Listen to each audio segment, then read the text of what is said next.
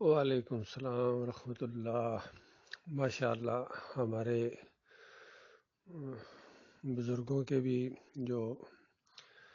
خیالات ہیں، جذبات ہیں، ارادے ہیں، ایمان ہے، وہ بہت ہی مضبوط ہے، اور اللہ تعالیٰ کی کتاب اس ایمان کو مضبوط کرتی ہے۔ اور ابراہیم علیہ السلام کا نام اللہ تعالیٰ نے نمونے کے طور پر لیا ہے نبی علیہ السلام کے لیے اور صحابہ کرام کے لیے کہ تمہارے لیے بہترین نمونہ ابراہیم اور ان کے ساتھی ہیں۔ سورہ الممتحنہ کی شروع میں جب انہوں نے اپنی قوم کے سامنے ایمان کی بات پیش کی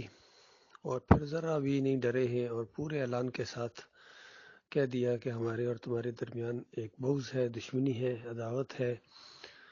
اور یہ کوئی زمین زر اور زن کے لیے نہیں ہے، کوئی ذاتی ہمارے معاملات نہیں ہیں، یہ خالص اللہ رب العالمین کے لیے ہے، اور یہ اس وقت تک قائم رہے گی، برابر قائم رہے گی، حتیٰ تؤمنوا باللہ وحدہ، اس وقت تک جب تک تم ایک اللہ کے اوپر ایمان نہیں لاتے ہو۔ اللہ کے اوپر ایمان لے آؤ جس طرح ایمان لانے کا حق ہے، تو پھر ہماری ساری دشمنیاں، ساری عداوتیں اور یہ جو سارے بدلے ہوئے تیور ہیں، یہ مسکراہٹ کے اندر بدلی ہو جائیں گے، ہم تمہیں گلے لگا دیں گے۔ تو ساتھ ہی اللہ تعالیٰ نے کہا کہ دیکھو یہ طرز عمل اختیار کرنا بہت ضروری ہے مومنوں، تمہارے لیے، خاص کر ان مومنوں کے لیے جو جنت جانا چاہتے ہیں۔ جو جنت نہیں جانا چاہتے ہیں یا اللہ سے ان کا کوئی سروکار نہیں ہے اور ایمان کا دعویٰ جھوٹا ہے جن کا، وہ یہ طرز عمل کبھی اختیار نہیں کر سکیں گے۔ اور یہ شیطان کے چیلے یہی روکنا چاہتے ہیں کہ دیکھو بے شک جو مرضی ایمان رکھو اپنا، لیکن اس کو بیان نہ کرو بس۔ اصل جو اختلاف تھا وہ بیان کرنے کے اوپر تھا، اس کے اعلان کے اوپر تھا کہ یہ کیا ظلم کیا تم نے، سب کو ایک ہی کٹہرے میں کھڑا کر دیا، اور ہمارے ابا اجداد تک جا کر پہنچے ہو کہ وہ بھی جتنے تھے پیچھے بڑے بڑے، ہماری ایک تاریخ ہے جس کے کارنامے ہم بیان کرتے ہیں۔ سالانہ جو وہاں عرس ہوتا تھا، میلہ ہوتا تھا، اس میں بڑے بڑے شاعر ہوتے تھے اور اپنے کابرین کے اپنے بڑے بڑے قصے بیان کیا کرتے تھے۔ تو بتایا گیا کہ وہ بڑے بڑے قصے جو بیان کرتے ہو وہ کوئی خیر کی چیز نہیں، بلکہ وہ تو یعنی کفر و شرک تھا جس کے اوپر تم ناز کر رہے ہو۔ تو اس طریقے سے کھلبلی ایسے نہیں مچی تھی مکہ کے اندر۔ باقی آج بھی وہی ماحول ہے، بالکل اسی چیز کو کہتے ہیں یہ بات نہ کہو، باقی ساری وضو کے طریقے بتاؤ ان کو، مشرک قوم کو، 11ویں کرنے والا یا علی مدد نعرے لگانے والا اگر وضو کر بھی لے گا تو کیا پاک ہو جائے گا؟ پورا سمندر اس کے اوپر ڈال دو، یہ پاک نہیں ہو سکتا ہے۔ جتنی مرضی غسل کرے، خوشبوئیں لگائے، مشرک پاک نہیں ہو سکتا ہے جب تک لا الہ الا اللہ محمد رسول اللہ نہ پڑھے، اور اس کو سمجھ کے پڑھے، غور کر کے پڑھے، دل کی گہرائی سے اس کو مانے، اور اس کے بعد پھر کفر و شرک کے خلاف معاذ رائی کے لیے تیار ہو جائے۔ تو یہ اللہ کا بہت بڑا انعام ہوا ہے ہمارے اوپر، اس کا جتنا بھی شکر ادا کیا جائے کم ہے۔ اور اس دور کے اندر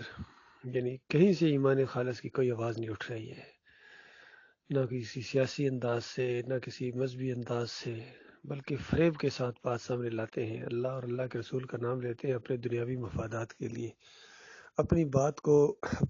کو یعنی منوانے کے لیے، اپنے باطل نظریات کو ثابت کرنے کے لیے کہیں نہ کہیں سے بیچ میں دین کا نام لیتے ہیں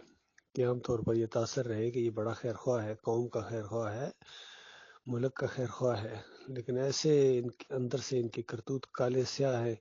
کہ جب ایک حکومت جاتی ہے اگلی حکومت پچھلے کے کارنامے دکھائی دے، دیکھو کتنے سیاہ کرتوت ہیں اس کے۔ اللہ تعالیٰ نے فریبکاروں سے اپنی پناہ میں رکھے۔ تو ہمارے فیضان الحق صاحب نے جس طرح ابراہیم علیہ السلام کی بڑی پیاری مثال دی کہ آگ کے اندر ڈالے جا رہے ہیں لیکن چپ نہیں ہوئے ہیں، وہاں بھی کہتے ہیں حسبی اللہ و نعم الوکیل، میرے لیے اللہ کافی ہے، مشرکو مجھے تمہارے ذری پرواہ نہیں ہے۔ تو اس کے بعد دیکھیے اللہ تعالیٰ نے قدرت دکھائی، یہ معجزہ ہوتا ہے، اللہ تعالیٰ نے آگ کو حکم دیا کہ اے آگ ٹھنڈی ہو جا، اور دیکھیے ٹھنڈی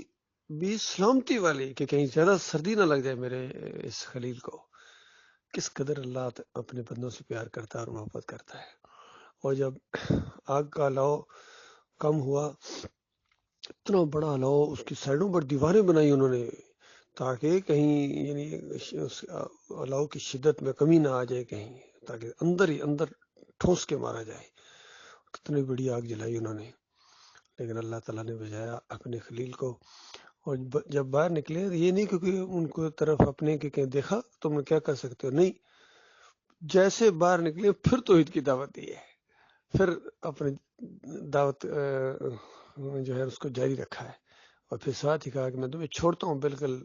اللہ نے اس طریقے سے حکم دیا ان کو کہ اب یہ علاقہ چھوڑ دو، یہ آنے کی اب ضرورت نہیں ہے۔ تو اس طرح ہر دور کے اندر یہ دعوت اٹھی ہے، الحمدللہ ہمارے لیے بہت زیادہ اللہ تعالیٰ نے مثالیں دے دے کے سمجھایا ہے۔ تو ابراہیم علیہ السلام کے طریقے کے اوپر جب چلے نبی علیہ السلام، تب وہ درجات حاصل ہوئے۔ صحابہ کرام کے درجات ایسے نہیں بنے ہیں، وہ ابراہیم علیہ السلام کا انداز انہوں نے اختیار کیا ہے۔ اور مالک فرماتا ہے ابراہیم نوح علیہ السلام کے طریقے پر چلنے والے تھے۔ غور کرو اللہ کے بندو، اللہ تعالیٰ نے کیسا ایک لڑی بنا دیا کہ سب کا یہی انداز تھا، سارے انبیاء۔ اور آپ ہر صلات کے اندر، ہر نماز میں، یعنی ہر رکعت میں یہ کہتے ہیں یا اللہ اہدنا الصراط المستقیم صراط الذین انعمت علیہم، یا اللہ مجھے صراط مستقیم دکھا، ان لوگوں کا راستہ دکھا جن پر تو نے انعام کیے۔ تو یہ ہے ان لوگوں کا راستہ۔ انعامات ایسے نہیں اللہ تعالیٰ کے ملتے، اللہ کی رحمت ایسی کوئی چیز نہیں ہے کہ ایسوں کے پیچھے دوڑے۔ اللہ کی رحمت ان کو اپنے آغوش میں لیتی ہے جو اس طرح مجاہدانہ انداز سے توحید کا علم بلند کرے اور کفر شرک کے معاذرائی کا آغاز کر دیں اللہ کے بھروسے کے اوپر، اللہ کے توکل کے اوپر۔ باقی جو مرضی کو ہو، کہتے ہیں آپ کے خیالات بڑے خطرناک ہیں، آپ پوری دنیا